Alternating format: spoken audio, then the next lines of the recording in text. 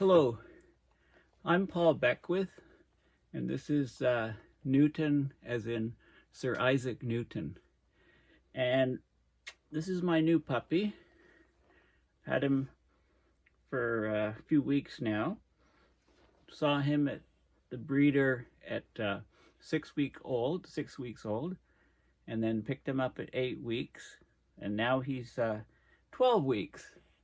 So in this video, I'm going to talk about the IPCC, Intergovernmental Panel on Climate Change 2022 Mitigation of Climate Change Report. So this is working group 3 of the assessment report 6. And it's just going to be a preliminary discussion of it because it's just come out this morning and it's essentially 3,000 pages long. Now, Newton is a perfect example of exponential growth. So his doubling period is roughly, it seems to be, I could be exaggerating, but it seems to be about 2 weeks. So every 2 weeks he seems to be doubling in size. So saw him at 6 weeks at the vet, at the breeder rather. He's a GoldenDoodle. Picked him up at 8 weeks. He seemed much bigger. And then at 10 weeks he would have doubled again, and at 12 weeks now he's doubled again. So he's getting very large, and we're undergoing intensive training. And they love food, and that's the way to their heart, the way to get them to train. But anyway, he's a great dog, but he's a lot of work. I didn't expect puppies to be so intensive. Okay, so let me get right into my summary of the IPCC report that was just released this morning. Okay, April 4th, 2022. So this report, like I said, it's working group 3. It's all about mitigation of climate change. Okay, I need to refresh here. Okay, so this report is 2,913 pages long. Now, working group 2, which came out a short while ago, is here. I have to refresh first. I don't know why I need to refresh.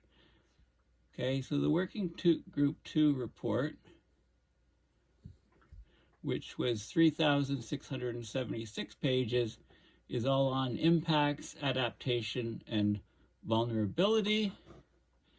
And then the working group 1 report, I don't know why it's losing. Well, I need to refresh. The working group 1 report is on the physical science basis. So I've talked about components of each of these 2 previous reports. Probably need to do it in more detail, but since this one just came out, I'm going to discuss some of the high-level conclusions of this report. So on Twitter, on my Twitter page, at Paul H. Beckwith, please follow me if you're not, I retweeted Simon Evans, who talked about this climate change report, and it's going to be out in more detail, but basically he talked about some of the highlights, so I'm going to follow along with that type of thing. Okay, so first of all, if you add the number of pages in working group 1, working group 2, and working group 3 of this assessment report, and this is everything up to about the end of 2019. These reports are always, a little bit behind schedule because it takes a lot of time and effort to assemble and release and put out the reports, and it's all by volunteer scientists. They're not being paid to do this. But if you add the number of pages in all 3 reports, it's about 10,500 pages. So it's it's a very, very extensive report full of details, and you know, it's very hard to get through it all in any short amount of time. You can't. You have to spend hours and hours studying it. Okay, so this this slide here shows the global net anthropogenic emissions as a function of time from 1990 to 2019. And what we have is the blue is the CO2 from, this is greenhouse gas emissions, gigatons of CO2 equivalent per year. Okay, so this is what's emitted per year in each of the years, and it's got many different components. It's got 5 different components here. So the blue is the CO2 from fossil fuel and industry, and that's increasing significantly. And then the orange is net CO2 from land use change, forestry, etc. Okay, that's this orange part here. The methane is the red part. Nitrous oxide is the dark blue, and then green, a sliver of green at the top, is fluorinated gases. So each of these components is looked at separately. If you take a baseline 1990 of 100, you can see that CO2 from fossil fuel and industry emissions has increased from the 100 level to about 170 or so. Okay, you can see the details here. It's increased by, relative to 1990 in percent terms, it's increased 167 by a factor of 1.67, from 100 to 167. CO2, land use change, forestry, slight increase, a lot more uncertainty. This is the error bars. Methane, steady increase. Same with nitrous oxide, and a large increase in the fluorinated gases. Even though they're a very small component, they're actually exhibiting the largest increase here, an increase of 3.54 times. And the total, we had 59 gigatons of CO2 equivalent produced in 2019. That was an increase of 21 gigatons CO2 equivalent since 1990, and or a 1.54 increase. Okay, so basically, also this is the percentages of the total here. So the component due to CO2 is increasing far faster than any other component. It makes up the bulk of the net global anthropogenic greenhouse gas emissions. Okay, so this is a key finding. So greenhouse gases are still rising very, very fast in the atmosphere and ocean because the emissions are continuing to rise more and more. So that's pretty straightforward. So in 2019, this is the summary. You know, CO2 is the bulk, and then net CO2 from land use change, methane, nitrous oxide, and the fluorinated gases. And you see how the components all break out here. Okay, this is showing the historical cumulative net anthropogenic CO2 emissions per region. So you can see it's broken down. So North America is the highest. The blue again is the blue is this blue here, and the orange is the land use changes here. The others aren't included in this plot. This is just CO2, but you can see so the land use changes are 23% of North America of the total.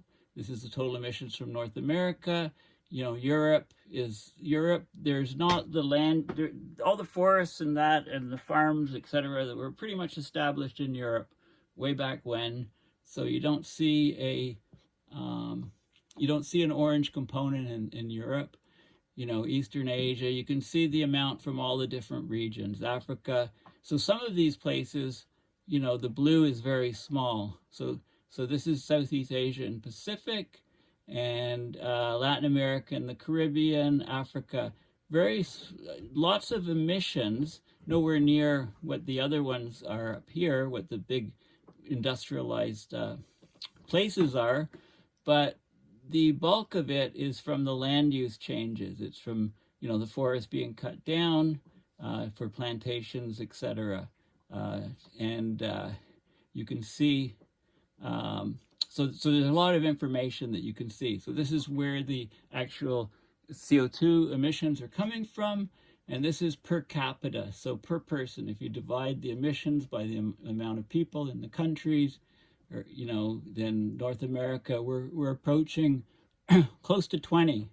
You know, this is 15, it's about 19 or something. That's greenhouse gas emissions, that's tons of CO2 per capita, per person in the country. Okay, and then you can see, so we're the highest in North America. You can, Australia, Japan, and New Zealand follow, you know, they're about 13 or so. Eastern Europe, about the same as Australia, Middle East, and then you go down to Eastern Asia, it drops to about 11, and then you're well under 10. Africa, look, is only 3 or so. Southern Asia is about 2.5. So 2.5 gigatons, not gigatons, 2.5 tons of CO2 per capita in 2019, and contrast that to close to 20. So 2.5 to 20, that's about you know, eight times or so. So each person in North America has a footprint about 8 times that of the whole continent of Southern Asia. Highly populated, but the emissions per capita are very, very low. Okay, it's interesting here. It looks like this is negative a bit. So the land use changes in Europe. You know, Europe's actually becoming more forested, which is quite interesting here. Okay. Now, at least 18 countries have sustained production-based greenhouse gas, and so production-based greenhouse gases, consumption-based CO2 emissions reductions for longer than 10 years. So 18 countries, they've reduced their emissions over a decade through energy supply decarbonization, energy efficiency gains, energy demand reduction. And that's from both policies and changes in economic structure. Some countries of those 18 have reduced the production-based greenhouse gas emissions by 1/3 or more since they peaked, and some have achieved several years of reduction rates of around 4% per year, comparable to global reductions in scenarios limiting warming to 2 degrees Celsius. So if every country in the world did what these countries did, we could actually have a shot at limiting warming. According to this report, that's not, you know, my view is more pessimistic than that, as you're probably aware. Okay, so here's how some of the ways to generate power. So the unit costs of some forms of renewable energy and of batteries have fallen. Okay, so this is the cost, the 2020 cost per megawatt hour of electricity generated, and you can see how the cost for photovoltaic solar cells on roofs has dropped a huge amount. Onshore wind, also a drop. Now the scales are the same up here, they're the same here and here, and then they're different here and here, just so you know. But basically we have the cost per megawatt hour of energy production, and we have the adoption, the amount of gigawatts produced globally from each of these different things. So we have PV, photovoltaic solar cells, you know, that are mounted on roofs or in fields, etc. Okay, so huge drop in cost over the last from 2000 to 2020, and a huge exponential growth of adoption. But the share of electricity produced globally in 2020, even up here, was only 3%. So if this exponential curve increases, you can extrapolate to when it could conceivably take over a huge, displace other forms of power. All of these renewables. This is 3%, 6%, less than 1, so 3, 9, it's about 10% of global electricity production is from all of these renewables. So photovoltaics shooting up, onshore wind shooting up, producing almost the same amount of power here as the solar photovoltaics. Offshore wind, now the scale is much lower. It would only come up to about here. This is 200, 100, 50, 40. So this exponential curve is, much lower, but it's coming. And also concentrating solar power, CSP. This is mostly the idea of just using mirrors to, heat water in a boiler on a tower, for example, CSP, or using some sort of lensing arrangement to focus light onto the photovoltaics. That would be another way that you concentrate the solar power, but I think this is mostly, not photovoltaics, it's the boiler system. And then, of course, the battery cost for electric vehicles has plummeted, and the adoption, this is millions of EVs, electric vehicles, is shooting up here. But the share of the passenger vehicle fleet is still only about 1%. So these are all positive things, but they need to scale up massively in order to mitigate, have some mitigation of climate change, have a significant effect.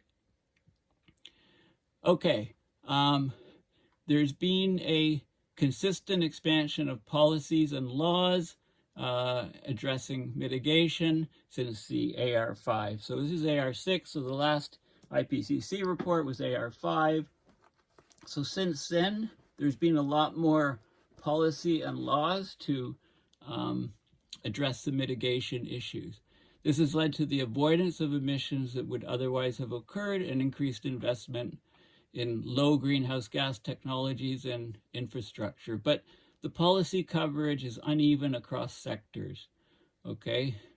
Progress on the alignment of financial flows towards the goals of the Paris Agreement, that's money going to countries to mitigate, that remains slow, and it's distributed unevenly also. So those are the key things. Canada just released a climate change plan, which is looking at sectors more and more. But it still doesn't eliminate fossil fuel subsidies, which means it's not a good enough in my books for sure. Okay, so it mentions about the 18 countries that have actually achieved significant reductions. They had Kyoto targets as the first commitment period, and then they were upgraded in Paris, and they've actually resulted in significant reductions of greenhouse gases. That's only in 18 countries. That's only less than 10% of the countries of the world, and much lower than 10% of the emissions of the world. Okay, and we need to cover all emissions, okay? The carbon taxes or emissions trading systems, although they're insufficient to achieve deep reductions, and they're only occurring in about 56 countries out of the global almost 200 countries. That only covers 53% of the global emissions. So there's still lots of emissions that are left out. I'm thinking, things like the military, container shipping, air flights, is a biggie. And then the financial flows, they've been increasing, but their average growth is slowing. Under the United Nations Framework Convention on Climate Change and the Paris Agreement, it was supposed to be there was supposed to be a pot of money, $100 billion equivalent per year, for meaningful mitigation action and transparency on implementation. Those are money flows for those sort of things within going to many different countries, but we haven't, those levels haven't been reached. Okay, so, those things like, green bonds, ESG, environmental, social, and governance, and sustainable financial products. They've significantly expanded since AR5 over the last decade, but they're not where they need to be yet. So this is outlined in this report. Now, this is the projected global greenhouse gas emissions from nationally determined contributions. That's the different countries, each having a nationally determined contribution. These were announced prior to the Glasgow COP26. And, they still talk about 1.5 degrees C likely to be exceeded. Well, I don't think very many people at all think that it won't be exceeded. They also make it harder after 2030 to limit warming to below 2 degrees Celsius. It's hard to see that changes will, keep things within those temperatures. So this is the trend from implemented policies right here. This is greenhouse gas emissions, gigatons of CO2 equivalent per year. You can see the 1919 number of about 59. Okay, so even when these models were all done, even the 2019 number is much, much higher than what was expected from these modeled pathways. Okay, so this is what we would require to limit warming to 2 degrees, greater than 67% chance, or return warming to 1.5 after a high overshoot. Okay, so now they're talking about, okay, we're going to overshoot 1.5, but can we possibly bring it back down if we have very sharp emissions, back down to, 1.5. This is limiting warming to 2 degrees C. You obviously need sharper cuts and deeper cuts. This is limiting warming to 1.5 with no or limited offshoot. So, it's, extremely hard to see that happening. And this is the, if you take a slice through 2030, these are the values in the different scenarios. This is what policy assessments that for 2030. So policy assessments that have goals for 2030, this is where those numbers would be, way, way higher than these things. So, we're looking at this curve, sort of a best case, but it's still, we're not seeing those deep cuts. I mean, it's just not happening. And then the numbers for 2050, and here's a number for 2100, okay? So lots of data on where we're heading. The projected cumulative future CO2 emissions over the lifetime of existing and currently planned fossil fuel infrastructure. Okay, so we've got lots of fossil fuel infrastructure.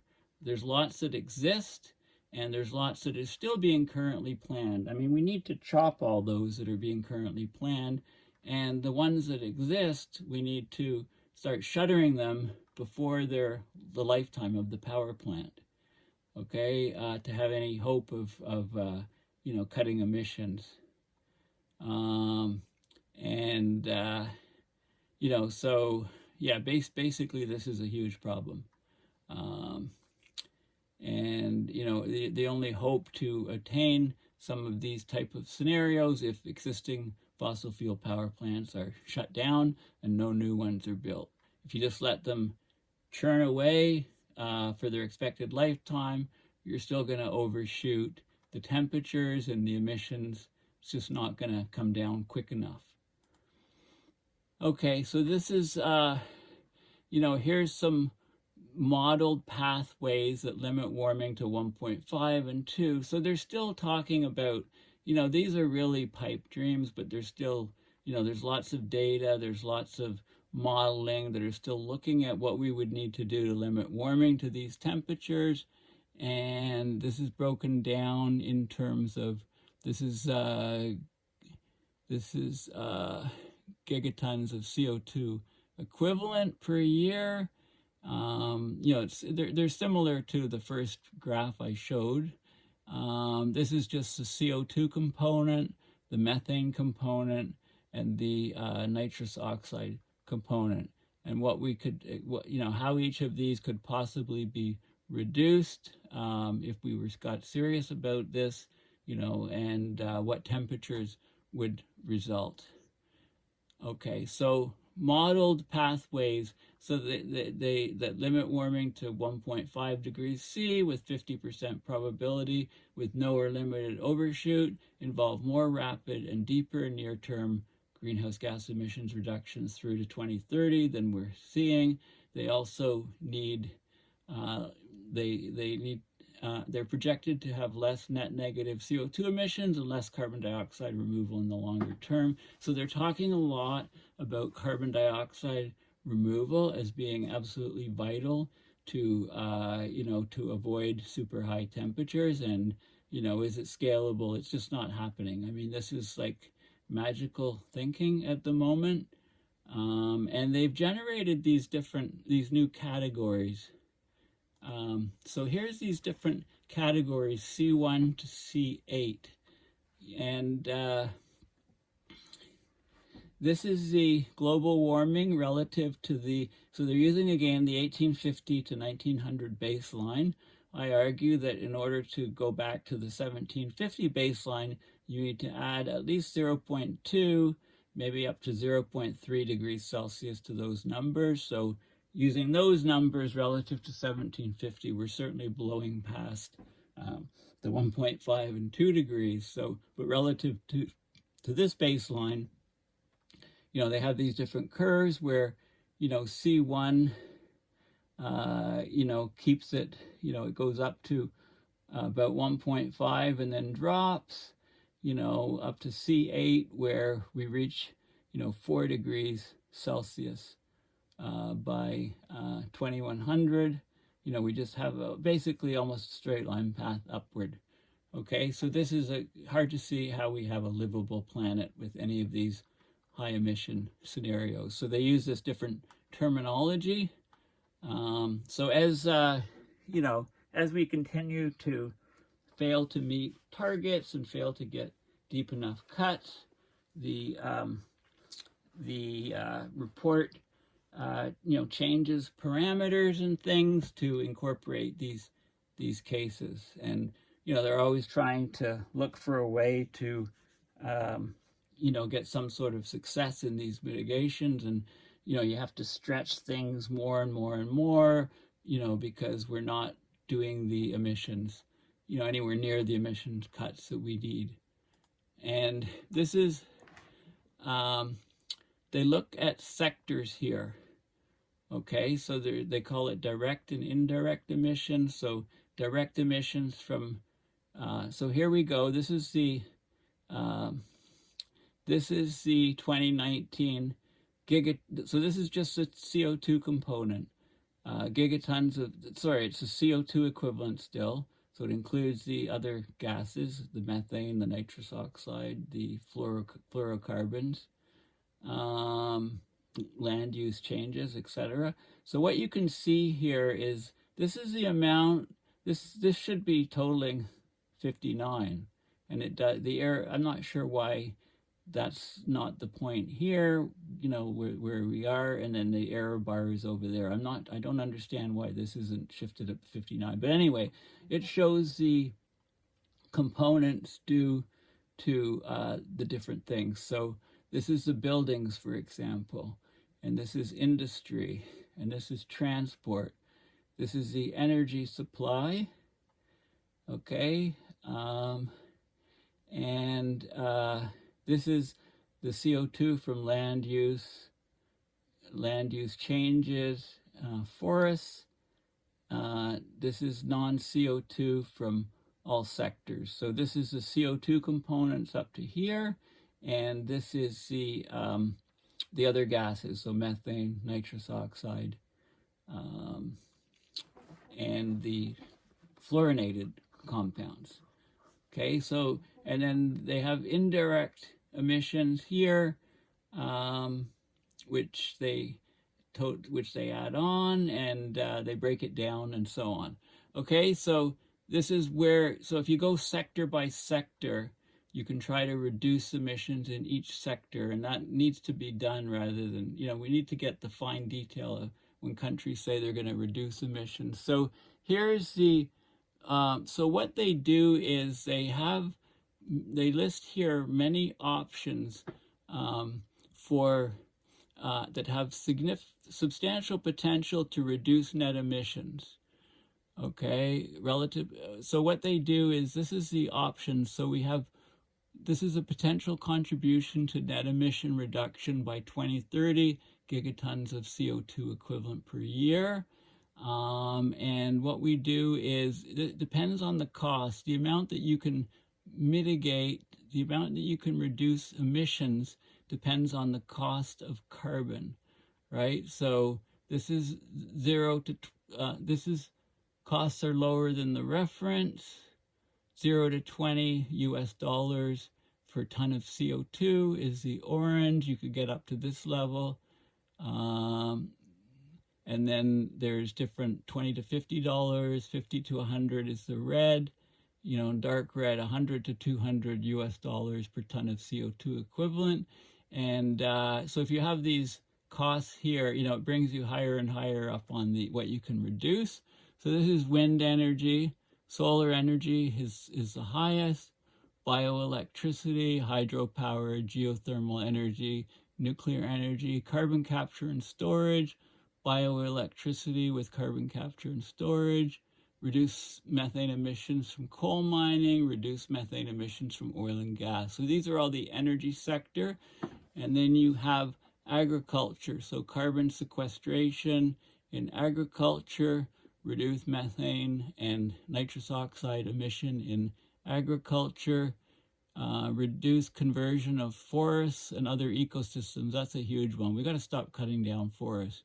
Ecosystem restoration, afforestation, reforestation, sustainable farm forest management, reduce food loss and food waste, shift to balance, sustainable, healthy diets. Okay, and then buildings, transport, industry, we're talking about, energy efficiencies, switching to electric in transport.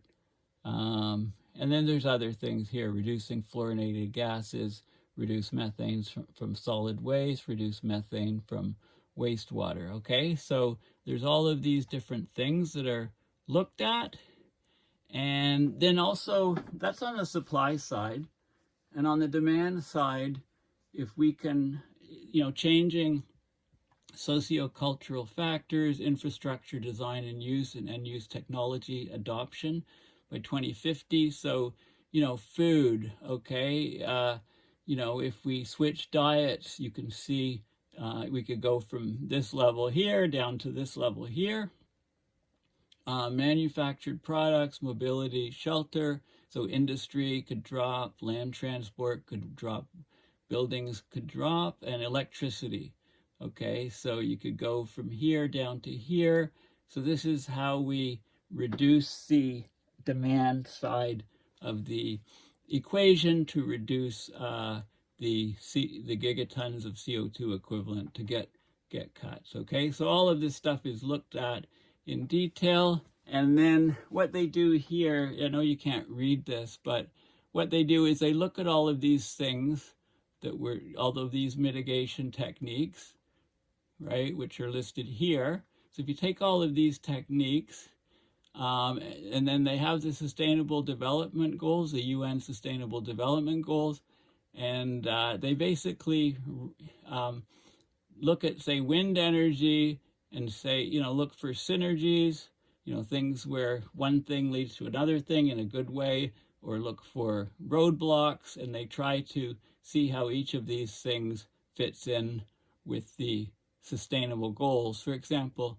some of them they don't have data for, but they try to match that to the UN Sustainable Development Goals. And then they also look at the GDP, the effect of this mitigation. So mitigation options costing $100 US per ton of CO2 equivalent or less could reduce global greenhouse gas emissions by at least half the 2019 level by 2030. Global GDP continues to grow in the model pathways, but there's some, but without accounting for the economic benefits of mitigation action from avoided damages from climate change, nor from reduced adaptation costs, it's a few percent lower in 2050 compared to pathways without mitigation. But of course, the economy is hammered by climate change, so this doesn't really make sense to look at it like that. But they did study it. They found that, the money to reduce to mitigate, climate change or work on it is just a small fraction of GDP.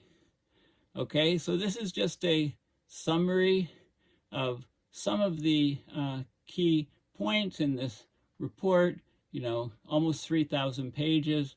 I'm sure I'll have more videos on this report and the other one, but if you add the number of pages from this report, which is Working Group 3, to this report, which is Working Group 2, the adaptation,